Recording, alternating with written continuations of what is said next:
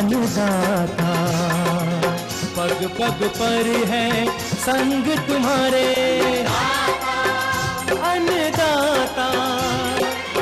लहू किसानों का बन के पसीना सींचता है धरती का सीना।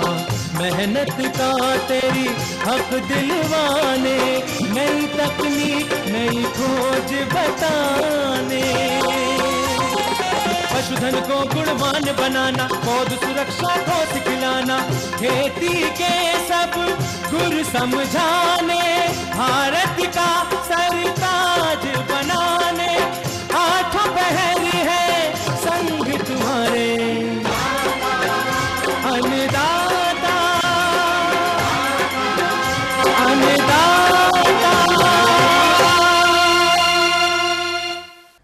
नमस्कार, मैं हूं कात्यायनी चतुर्वेदी और आप सभी दर्शकों का अन्नदाता कार्यक्रम में बहुत स्वागत करती हूं। हर रोज की तरह कार्यक्रम में लेकर आई हूं खेती बाड़ी से जुड़ी हुई बहुत सारी लाभकारी जानकारियां। तो फिर चलिए सबसे पहले देखते हैं क्या है विशेष आज के कार्यक्रम में आपके लिए। अधिक दुग्ध उत्पादन की प्राप्ति हेतु दुधारू पशुओं का प्रबंधन।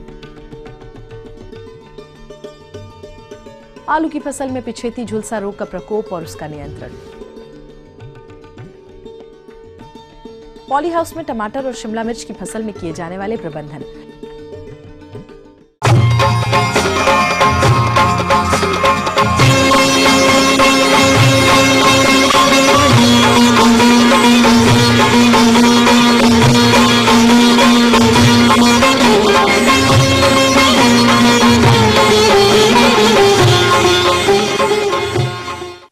डेयरी व्यवसाय को अपनाकर प्रदेश के अधिकतर किसान काफी मुनाफा कमा रहे हैं।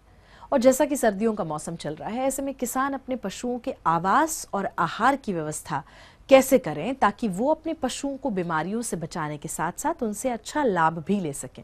इस विषय पर जानकारी दे रहे हैं डॉक्टर वाई.एस. परमार, विश्वविद्यालय नौणी सोलन के एक वैज्ञानिक डॉक्टर रोहित वशिष्ठ। आजकल पूरे उत्तर भारत में कड़ाके की ठंड पड़ रही है।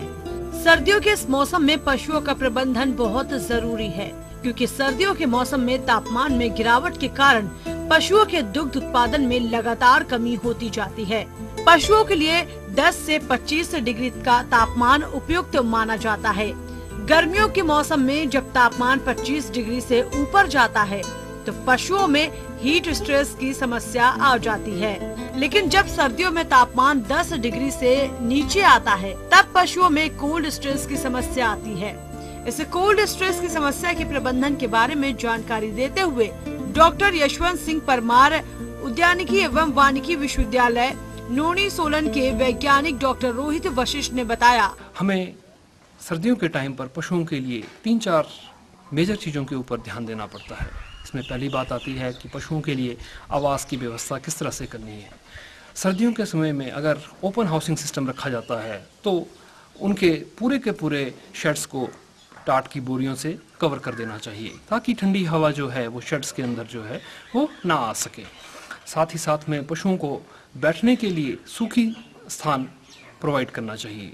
पशुओं को बैठने के लिए रात्रि के समय में बिछावन सामग्री का प्रयोग भी करना चाहिए, जिसके लिए आप सूखा घास या तूड़ी या फिर सूखे पत्तों को इस्तेमाल कर सकते हैं। पशुओं के लिए उनके बैठने वाले स्थान पे मल पशु गौमूत्र और गोबर के लिए भी निकास की प्रॉपर व्यवस्था रखनी चाहिए, ताकि ऐसा ना हो कि जहाँ पे पशु बैठे हैं वहीं पे वो स्थान गीला हो जाए, जिसकी वजह से उन्हें ठंड महसूस हो सकती है। पशुओं के शेड के फ्लोर्स को प्रतिदिन फिनाइल वाले घोल से साफ करना चाहिए। साथ ही साथ इन शेड्स में चूना भी लगातार बीच बीच में फेंकते रहना चाहिए। सर्दियों के समय में पशुओं को साफ सफाई के लिए गर्म पानी से नहलाना चाहिए, जिसका टेम्परेचर करीब 25 डिग्री के आसपास रहना चाहिए। और साथ ही साथ में पशुओं को पीने का पानी भी बहुत ज़्यादा ठंडा नहीं होना चाहिए। ये पानी जो है गुनगुना किस्म का पानी जो है पशुओं को पीने के लिए दिया जा सकता है।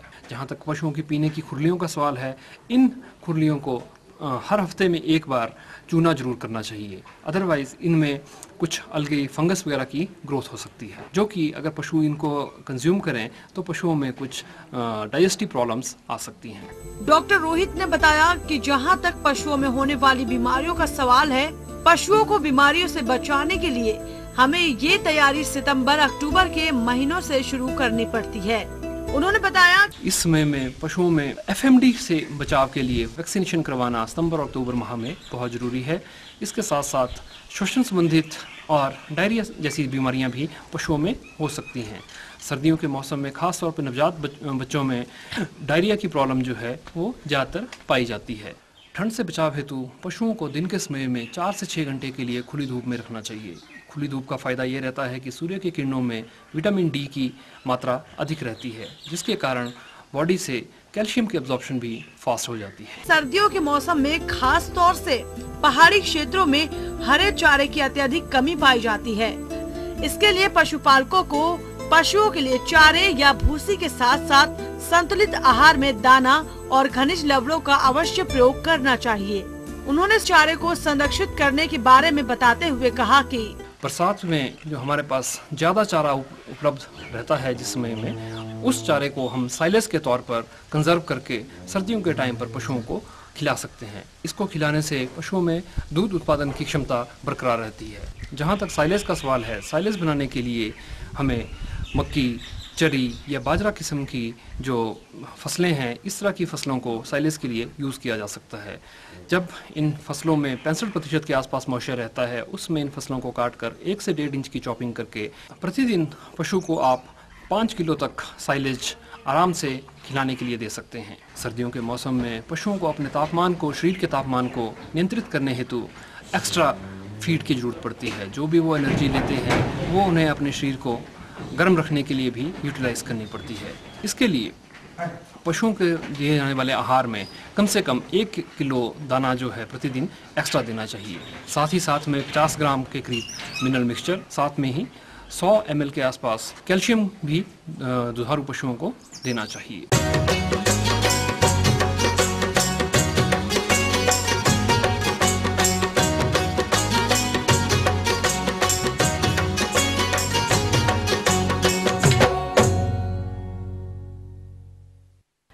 किसी भी फसल की बुआई या रोपाई के बाद जब फसल बढ़वार लेने लगती है, तब अच्छे प्रबंधन के बावजूद भी मौसम में बदलाव के कारण कीट और रोग फसल को क्षति पहुंचाते ही हैं। और अगर बात की जाए आलू की फसल की, तो इस मौसम में इस समय प्रदेश में भारी ठंड है और ऐसा मौसम आलू में रोग फैलाने का कारण बनता है। तो किसान भाइयों, आलू की फसल को कौन सा रोग अधिक हानि पहुंचाता है और उसका नियंत्रण कैसे करना है, चलिए जानते हैं कृषि वैज्ञानिक डॉक्टर अजय यादव से। किसान भाइयों, आप जानते हैं कि आलू हमारी एक महत्वपूर्ण फसल है प्रदेश की, और इस समय हमारी आलू की फसल फील्ड पर खड़ी है। किसान भाइयों, आप इसमें देख रहे हैं कि मौसम को देखते हुए टेम्परेचर मेरा बहुत कम है, इसलिए इसमें देखा जा रहा है कि ब्लाइट, जिसे हम लोग झुलसा रोग कहते हैं, आ गया है। आलू की फसल में लगने वाले पछेती झुलसा रोग का प्रकोप खासकर ठंड के मौसम में, जब वातावरण में नमी अधिक होती है, तब यह रोग अधिक देखने को मिलता है। परंतु हमारे कुछ किसान भाई इस रोग को समय से नहीं पहचान पाते हैं, जिसके कारण से उन्हें फसल से कम उपज की प्राप्ति होती है। किसान भाइयों, मैं बताऊं कि इस रोग में जो है होता क्या है कि जिस समय फसल आपकी खड़ी होती है, जब टेम्परेचर बहुत कम होता है तो झुलसा रोग अपने आप यहाँ पर आ जाता है। जिसे हम लोग पछेती झुलसा बोलते हैं। पत्तियाँ जो हैं ब्राउन होने लगती हैं और इससे जो है हमारी लीफ खत्म होने लगती हैं, पत्तियाँ खत्म होने लगती हैं, जिससे हमारा उत्पादन पर सीधा प्रभाव पड़ता है। किसान भाइयों, जब पत्तियाँ जलने लगते हैं तो आप समझिए कि नीचे का भोजन कम बनता है और हमारा जिसमें फल बनता है, नीचे जो आलू ट्यूबर बनता है, वो बिल्कुल छोटा रह जाता है, जिस प्रकार से उत्पादन काफी प्रभावित होता है। आलू की फसल में लगने वाले पछेती झुलसा रोग का समय से नियंत्रण न करने पर शीघ्र ही यह एक महामारी का रूप धारण कर लेता है, जिससे कि हमारे किसान भाइयों को काफी नुकसान का सामना करना पड़ता है। इसलिए इस रोग के शुरुआती लक्षण दिखाई देने पर हमारे किसान भाई समय से इस रोग का नियंत्रण कर लें। किसान भाइयों, इसके बचाव अभियंत्रण के लिए या बचाव नियंत्रण के लिए हम लोग जो कुछ करना चाहते हैं, आपको बताना चाहते हैं। इस समय जो फसल हमारी मैदानों में खड़ी हुई है और इसमें आप प्रेजेंट टाइम में मौसम देखते हुए पूरा ब्लाइट आ गई है और इसको सही समय पर अभी इसमें कुछ दवाएं ऐसी आती हैं जिसका हम प्रयोग करते हैं तो उसको हम रोक सकते हैं कुछ हद तक ले। इसके लिए किसान भाइयों, सबसे पहले हम जो है फील्ड को देखते हैं और इसमें उन दवाओं का प्रयोग करते हैं जो इसमें फफूंदनाशक होती हैं, जिसको रोग खत्म करते हैं। और इसके लिए हम डायथेनम 45 या रेडोमिल इसमें 3 ग्राम 1 लीटर पानी में प्रयोग करते हैं। इसके साथ हम इसी में कोई फफूंदनाशक या इसके अलावा कोई इंसेक्टिसाइड हम मिलाते हैं, जिससे हम इसमें इमिडाक्लोप्रिड या फास्फामिडान इस दवा में मिला के प्रयोग करते हैं। का रेशियो जो होता है 3 ग्राम प्रति लीटर और इमिडाक्लोप्रिड या फास्फामिडान ये हमारा जो है 2 ml प्रति लीटर की दवा हिसाब से हम दवा का प्रयोग करते हैं। वैसे प्रति हेक्टेयर में 1000 लीटर का पानी का प्रयोग हो जाता है, लेकिन जिस प्रकार से आपकी फील्ड हो, जैसे आपकी बेल हो, हम उसी प्रकार से पानी का प्रयोग करते हैं। अधिकतर बेल चौड़ी होती है, छिछली होती है, तो उसमें जो है हम दवा का मात्रा ज़्यादा लगता है। इस प्रकार से ऐसे खेतों में प्रति हेक्टेयर के हिसाब से आपको लगभग 1000 लीटर पानी की आवश्यकता पड़ती है। और इसको किसान भाई 10 दिन के अंतराल पर इसको पुनः दोहराया जा सकता है। और दोहराने के बाद आप देखें कि कहीं रोग बढ़ा तो नहीं है। यदि रोग बढ़ा है तो फिर हम इसमें एक दवा चेंज कर सकते हैं। जो हमारी इंसेक्टिसाइड है वह दवा हम अपनी चेंज कर लेते हैं, क्योंकि बार बार हम एक दवा नहीं छिड़क सकते हैं। इसके बाद हम उसके अलावा कोई और इंसेक्टिसाइड उसके साथ हम मिलाते हैं, जिससे किसान भाई इस फसल को आसानी से हम अपने इस रोग से इन फसलों को बचा सकते हैं। जी हाँ, तो ये थी कुछ उपयोगी जानकारियां। यहाँ पर एक बहुत छोटे से ब्रेक के लिए रुकेंगे, जल्द लौटेंगे। कार्यक्रम में आगे हैं महत्वपूर्ण जानकारियां, बने रहिए हमारे साथ।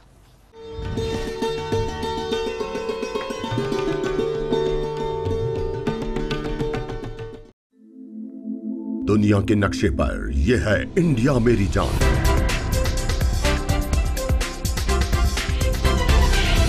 भारत थोड़ा अलग है।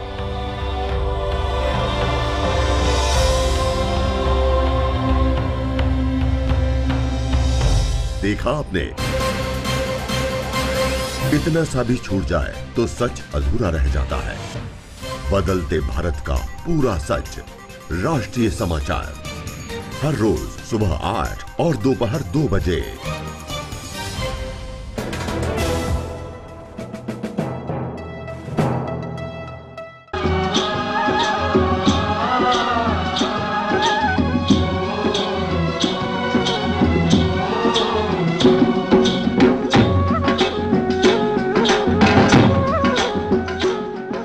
ब्रेक के बाद आपका एक बार फिर से बहुत स्वागत है अन्नदाता कार्यक्रम में। बढ़ते हैं अपनी अगली प्रस्तुति की ओर।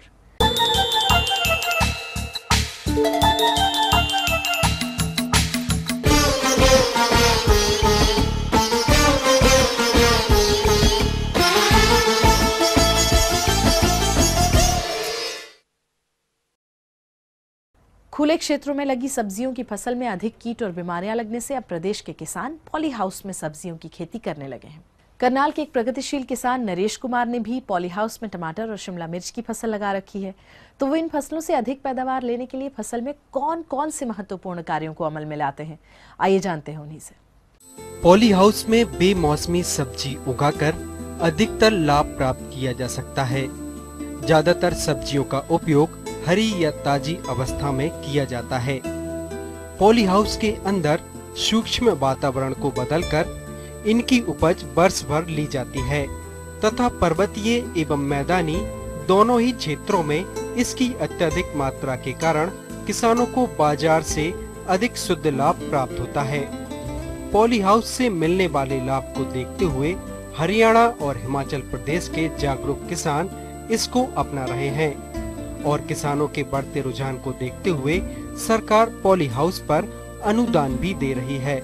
पॉली हाउस लगाइए, इसके लिए सरकारी तरफ से सब्सिडी मिलती है। पॉली हाउस लगाने के लिए करीब 65% सब्सिडी मिलती है और उसके बाद में जो है जो 35% अमाउंट होता है उसमें भी कुछ 80% के करीब बैंक भी लोन देता है, बैंक सहायता करता है। तो अगर ये छोटा एरिया है, अगर 1 हेक्टेयर में 1 एकड़ में यानी 1 किले में अगर किसान लगाना चाहे पॉली हाउस, तो उसके लिए करीब जो कीमत आती है वो करीब 33 से 34 लाख के बीच में आती है। और उसमें से अगर हम सरकारी तरफ से सब्सिडी निकाल दें और बैंक लोन निकाल दें तो 1 किले में जो फार्मर को शुरुआत में अपने जेब से लगाना पड़ता है वो करीब 2 लाख के आसपास लगाना पड़ता है। और इसी दौरान ईटीबी की टीम पहुंची करनाल जिले के गांव डिंग माजरा, जहां किसान नरेश कुमार 4000 वर्ग फीट में पॉली हाउस बनाकर खेती कर रहे हैं। पॉली हाउस के अंदर पहले खीरा लगाया था, उसमें भी बढ़िया मुनाफा होया था, और अब शिमला मिर्च और टमाटर लगा रखे हैं, इसमें भी उससे भी अच्छा फायदा होने की उम्मीद है। अभी तक मेरे पॉली हाउस में किसी प्रकार की शिकायत नहीं आई। यह किसान पिछले 2 सालों से पॉली हाउस में खेती कर रहे हैं, जिसके बाद इनके चेहरे की रौनक बता रही है कि इनने इस तकनीक से कितना फायदा उठाकर कितना लाभ कमाया है। नरेश कुमार ने बताया कि उन्होंने सबसे पहले अपने पॉली हाउस में सब्जियों की खेती से शुरुआत की, जिसमें पहले साल उन्होंने खीरा लगाया और खीरे की फसल से मिले लाभ से उनका आत्मविश्वास बढ़ गया। इसके बाद उन्होंने 14 सितंबर को आधा एकड़ में शिमला मिर्च और आधा एकड़ में टमाटर की फसल लगाई है। यह फसल लगाने से 1 महीने पहले उन्होंने इसकी नर्सरी तैयार की थी। इसी दौरान उन्होंने पॉली हाउस में 3 फीट चौड़ाई के बेड बनाए और फिर बेड के ऊपर ड्रिप लाइन बिछाई। इसी ड्रिप लाइन के दोनों तरफ 1.5 फीट की दूरी पर उन्होंने पौधे लगाए। पौधे लगाने के 1 दिन बाद 250 ग्राम न्यूट्रीनान जैविक खाद का 120 लीटर पानी में घोलकर छिड़काव किया। इसके 20 दिन बाद फिर इसी जैविक खाद का छिड़काव किया। इस दौरान हर 5 दिन में ड्रिप से 30 मिनट तक सिंचाई की। पौधे लगाने के 45 दिन बाद 250 ग्राम न्यूट्रीनान नंबर 2 जैविक खाद का 120 लीटर पानी में घोल बनाकर फिर से छिड़काव किया और फल आते ही इन्होंने फॉलिक एसिड का छिड़काव किया। डिजीज के लिए तो मैंने एक प्रिकॉशनरी जो आता है परफेनोफॉस का मैंने एक स्प्रे मरवाया और एक एमिडे का स्प्रे मरवाया, बस इसके अलावा मैंने अभी तक कोई इसमें स्प्रे भी नहीं मरवाया।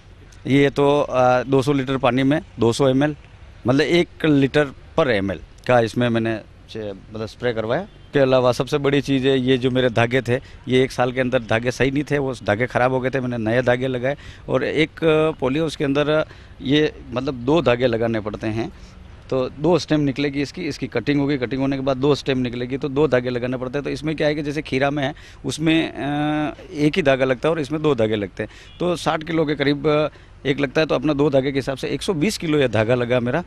वर्तमान में आप देख रहे हैं कि उनके टमाटर के पौधे फलों से भरे हुए हैं और शिमला मिर्च के पौधों से फलों की तुड़ाई चल रही है और वे अपने पहले तुड़ान में शिमला मिर्च के पौधों से 500 किलो उत्पादन ले चुके हैं।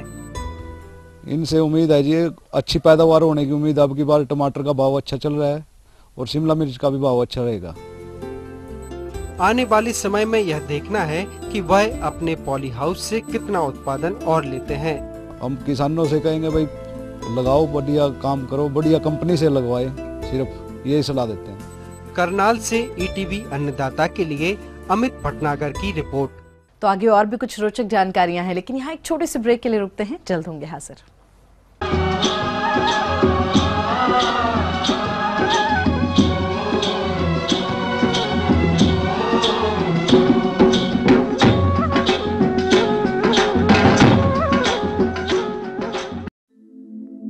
दुनिया के नक्शे पर यह है इंडिया मेरी जान।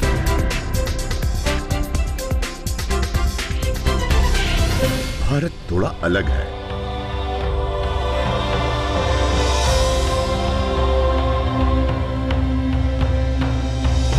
देखा आपने, इतना सा भी छूट जाए तो सच अधूरा रह जाता है। बदलते भारत का पूरा सच। राष्ट्रीय समाचार हर रोज सुबह 8 और दोपहर 2 बजे।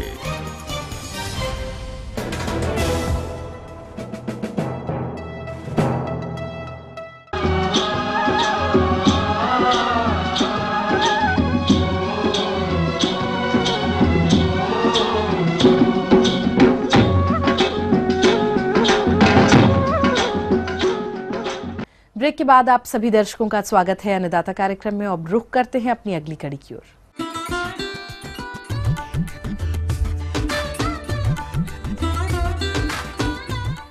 तो अन्नदाता हेल्पलाइन निःशुल्क फोन संपर्क सेवा के माध्यम से आपके द्वारा पूछी गई समस्याओं में से 1 या 2 महत्वपूर्ण समस्याओं को हम अपने कार्यक्रम में जरूर शामिल करते हैं और इसी के तहत आज की चयनित समस्या और उसका जवाब इस प्रकार है।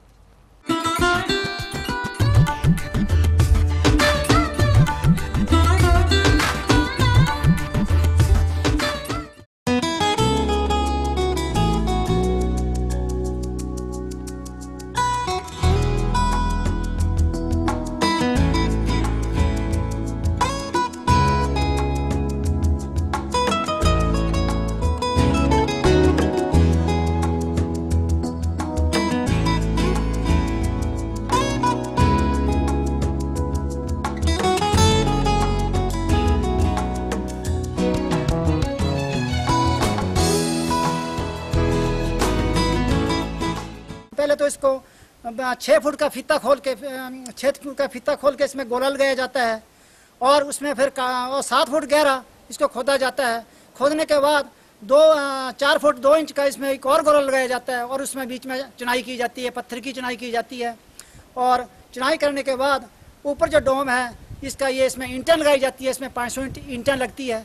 लगाने के बाद इसमें 18 बैग सीमेंट के लगते हैं, रेता बजरी लगता है। उसके बाद ये जो चीज़ जो है ये डोम तैयार होता है। तैयार होने के बाद जब इसमें गोबर डालते हैं हम, तो गोबर डालने के बाद ये 45 दिन के बाद काम करना शुरू करता है। गैस प्लांट जो 3 भागों में डिवाइड होता है। एक तो है ये वो इनलेट हो गया जहाँ पर गोबर घोला जाता है, दूसरा आउटलेट हो गया जहाँ से गोबर बाहर निकलता है, और तीसरा ये डोम बना हुआ है, यहाँ पर गैस इकट्ठी होती है। ये 3 भागों में डिवाइड होता है। जहाँ पर गोबर घोला जाता है उसको इनलेट बोलते हैं। इसमें 25 किलो गोबर डाला जाता है और साथ ही साथ 25 किलो पानी डाला जाता है और इसको कम से कम 15-20 मिनट के लिए 20-25 मिनट के लिए इसको अच्छी तरह से डंडे से घोला जाता है। घोलने के बाद ये जो गोबर है ये बायोगैस के इस डोम में चला जाएगा पाइप के थ्रू, और पाइप से फिर ये गोबर जो है इनलेट आउटलेट के थ्रू ये बाहर निकलेगा और ये जो इसकी जो खाद है वो खेतों में डालने के काम आती है, जो कि हमारी खेतों की उर्वरक शक्ति को बढ़ाती है और बहुत ही ऑर्गेनिक टाइम में ये बहुत ही लाभदायक है। ये जो डोम है ये इसमें जो पाइप लगी डोम में गैस इकट्ठी होती है और इकट्ठी होने के बाद ये पाइप के थ्रू ये चूल्हे तक, जहाँ हमारा चूल्हा बना हुआ है किचन में, वहाँ तक जाती है और वहाँ पर हम गैस को इस यूज़ कर सकते हैं। 6-7 आदमी का खाना हर रोज़ इससे बनता है और हर रोज़ इसमें 25 किलो गोबर डालना पड़ता है। किसान भाइयों, एक तो जो गोबर है वो सही मात्रा में सही सैलरी, जैसे 25 किलो गोबर 25 किलो पानी डाल के जो सही सैलरी बनेगी तभी ही ये गैस जो है अच्छी तरह से बनेगी। बाकी ये जो आउटलेट है यहाँ पर जो है बच्चे गिरने का खतरा रहता है। यहाँ पर किसी ऊपर से इसको ढक देना चाहिए अच्छी तरह से, ताकि कोई बच्चा इसमें ना गिरे और कोई भी ऐसा पशु या बच्चा इसमें ना गिरे। इससे हमें प्रिकॉशन लेना चाहिए। किसान भाइयों, मैं आपको ये बताना चाहता हूँ कि कृषि विभाग की तरफ से मतलब इस गोबर गैस प्लांट लगाने के लिए किसानों को 10,000 रुपये दिया जाता है, जबकि इस पर कम से कम खर्चा 30-40 हज़ार के करीब लगता है, जो कि किसान अपना खुद जो है वो निर्वाह करता है। मगर इससे फ़ायदा किसानों को ये होता है, एक तो इसको जो मतलब जो गैस मिल रही है, एक सिलेंडर जैसे मान लो इसका हर महीने बच रहा है, और दूसरा इससे जो गोबर जो बाहर निकल रहा है उससे अपने खेतों की उर्वरक शक्ति को दिन दूनी रात चुगनी बढ़ा सकता है और इससे कई बीमारियों का वो निदान हो सकता है। जो खाद है ये प्योर ऑर्गेनिक है, इसमें कोई भी कीड़ा नहीं लगेगा और ये सेहत के लिए जैसे प्लांट लेंगे इससे जो पैदावार होने वाली सब्जियां या फसल होगी वो किसानों के लिए किसानों के लिए बहुत ही लाभदायक होगी। हाँ भाइयों, अगर आप भी इस गोबर गैस को लगाना चाहते हैं तो आप निकटतम आपके जो कृषि विकास अधिकारी के दफ्तर या सब्जेक्ट मैटर स्पेशलिस्ट कार्यालय में जाकर के या डिप्टी डायरेक्टर कार्यालय में जाकर के संपर्क कर सकते हैं और इसका भरपूर लाभ आप लगा करके इसका भरपूर लाभ उठा सकते हैं।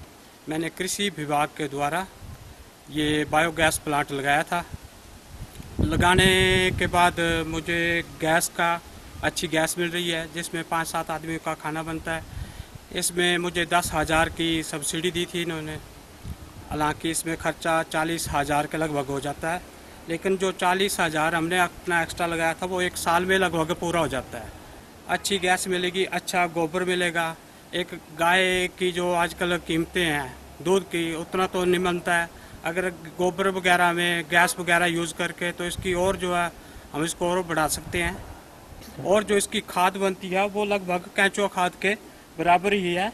आप ये देख रहे हैं, ये बिल्कुल लगभग केंचुआ खाद के बराबर। और आप 1 क्विंटल खाद डालोगे, इसको अगर 25 किलो भी डालोगे ना तो एक ही लगभग आपको उसकी वो मिलेगी। और इसमें मिलावटी कुछ भी नहीं है, क्योंकि 45 दिन के बाद गोबर बाहर आता है, काफ़ी अच्छी तरह से सड़ जाता है। इसको निकालते ही आप जो सूखने के बाद आप सीधे इसको खेतों में अपने डाल सकते हैं।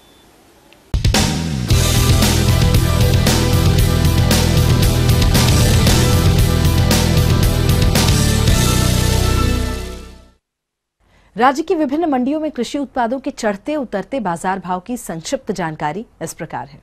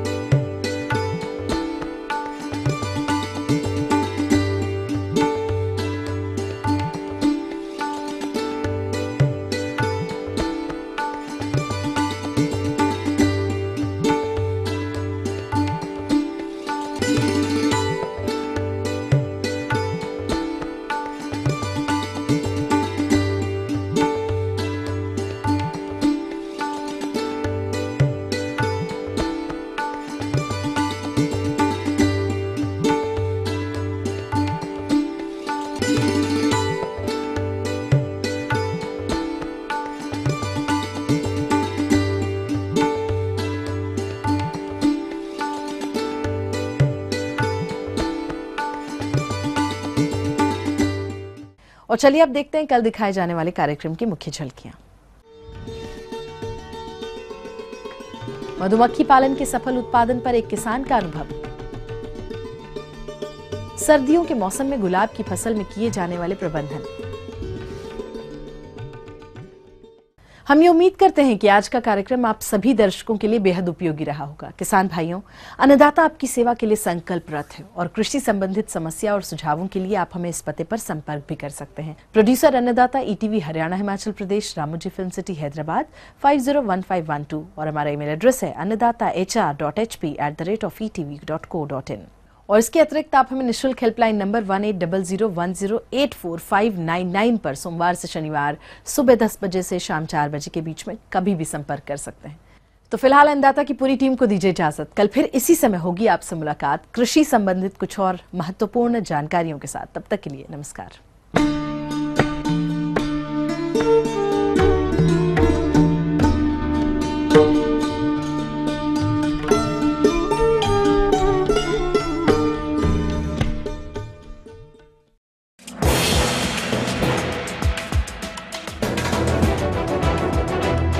आप देख रहे हैं ETV न्यूज हरियाणा हिमाचल प्रदेश, खबर ही जीवन है।